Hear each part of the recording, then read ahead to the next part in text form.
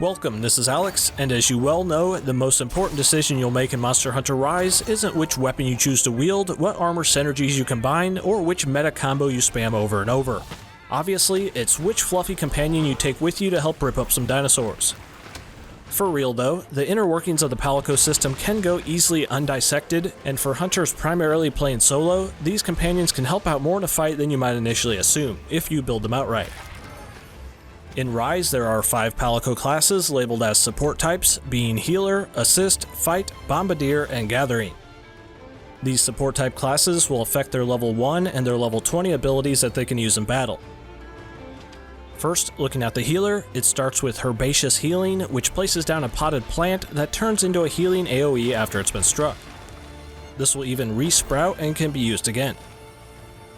Then at level 20, it gets the Health Horn, which provides a big heal for the hunter and the Palico. A little more reliant on luck for the timing of this, but still pretty solid. Now if you really want to push the healing aspects for your Palico, you'll want to keep a lookout for hiring a healer with moves like Vase of Vitality, which plops a status ailment curing AoE on the ground, which lasts a decent amount of time. You can also look out for the Healing Bubble that summons an explodable health bubble that heals for more the larger it grows. You'll also probably want to find a healer that unlocks the Medic's Touch equipable skill, which improves the effectiveness of its healing.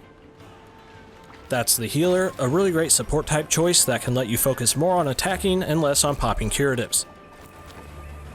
Next is the Assist type, which comes equipped with the Feline Silkbind, which uses an awkwardly small but adorable ballista, which fires a bolt that tethers the monster. This doesn't completely stop its movement, but it does confine it to a smaller area. Then at level 20, it unlocks the Poison Horizon, these cat puns, huh? Which sets an immobilizing trap which will inflict poison if a monster gets stuck into it. As for some other moves to keep an eye out for to make this class even more assisty, the Shock Horizon is yet another useful immobilizing trap.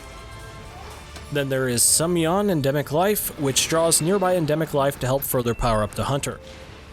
As for skills, most any will do, but you might want to throw on Status Attack Up to get a little more out of that poison trap. Overall, the Assist type Palico is really good at pinning the target down, which can open up some big damage opportunities for their sidekick humans. Next is the Fight support type that starts with Rousing Roar, which empowers the hunter and the Palico with a small buff that lasts for a little over 2 minutes. Then it later gets the Furious ability, which sends them into a Feline Massacre, aka normal cat behavior, while giving them a big boost to their damage. Other abilities to look out for to make the fighter type even more damage focused is the Power Drum, which provides a minor attack and defense buff for the hunter and companions.